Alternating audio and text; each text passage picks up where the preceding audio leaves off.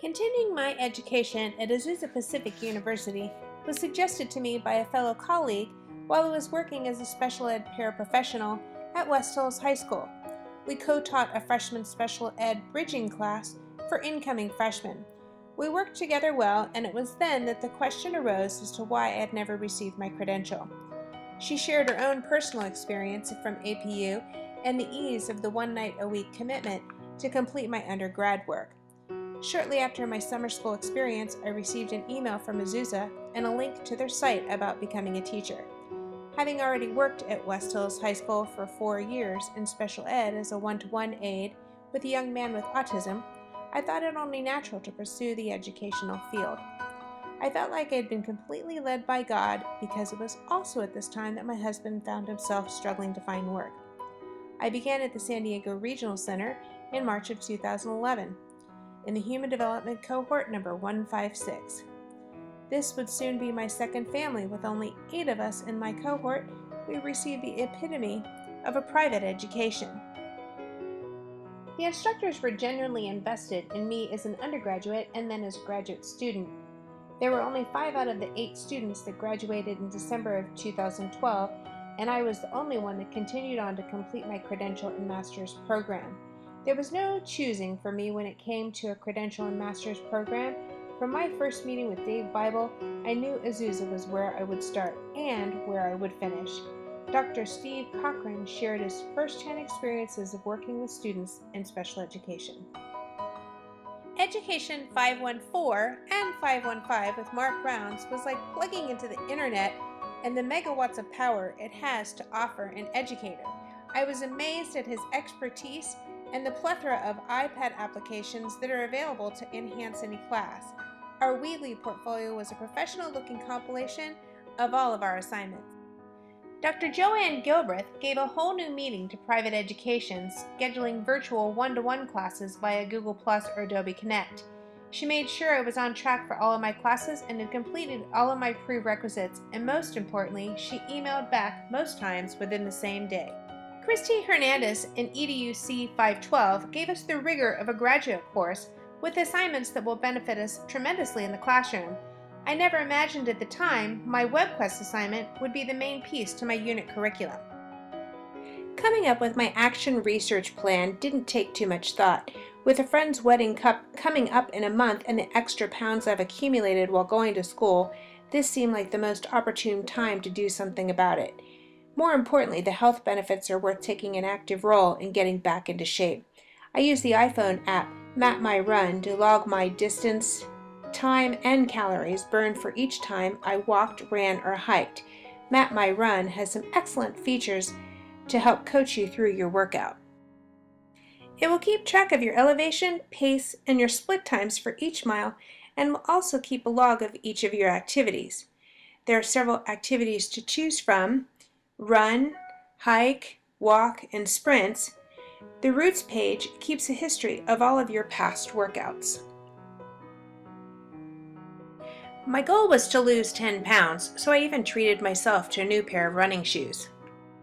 MyFitnessPal was the other iPhone app I used to track my calories and exercise. This worked as a food journal to track my 1,200 calorie goal. I also referred back to a prior detox program I used and focused on eating plenty of fruits and vegetables, incorporating them into delicious smoothies, my new favorite juice bar being Nectar. My nutritionist friend also shared with me the benefits of coconut oil and not stressing out about the scale. The most important part was to get up off the couch and move. As you can see from the results of my project, not every day was perfect, but being aware of what I ate and how much had a huge impact on my desire to get out and exercise. Eating out was the biggest challenge. I tried to compensate by making sure I exercised on those days.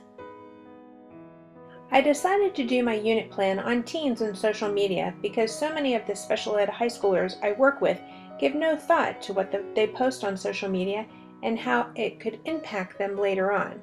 The project goals being to learn and understand how social networking can positively and negatively impact teens' future employment. They will conduct their own research and experiments to confirm their predictions, and they will create a message to their peers revealing their findings through technology, music, or skit. And lastly, familiarize themselves with the employment application process. Students will use WebQuest to conduct their own social media experiment.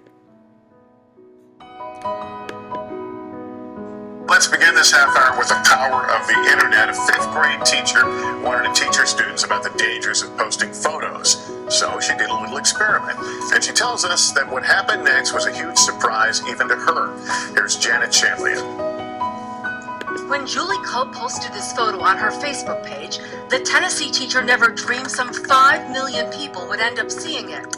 Or that her selfie would be altered in dozens of ways, like this, and this, and with a tip of the hat to John Madden, like this. I really wanted to have a way that I could show them how quickly things travel. Cope was lesson planning at Indian Lake Elementary in Hendersonville, Tennessee.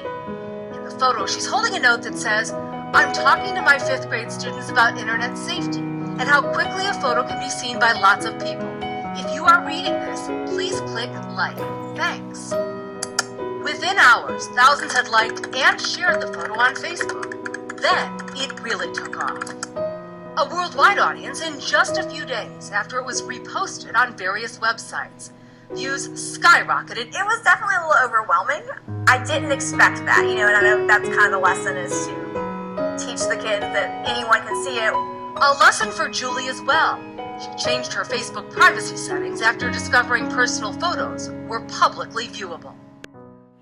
This lesson will touch on the different learning styles of Bloom's taxonomy and Gardner's multi-intelligence learners. The takeaway for my special ed students will be that they understand the impact of social media and how it can be a positive tool if used appropriately, and a very negative one if they choose to air all of their daily activities for everyone to see. The WebQuest teacher page gives an optional video to watch of Jack Vale's own social experiment and how he used social media to reinforce the lack of privacy settings within social media. And lastly, a grading rubric to gauge just how well your students work together to create their own experiment and message to their peers. As I reflect on this experience, it brings me joy and a great satisfaction that I could attain this goal and, most importantly, set an example for my children.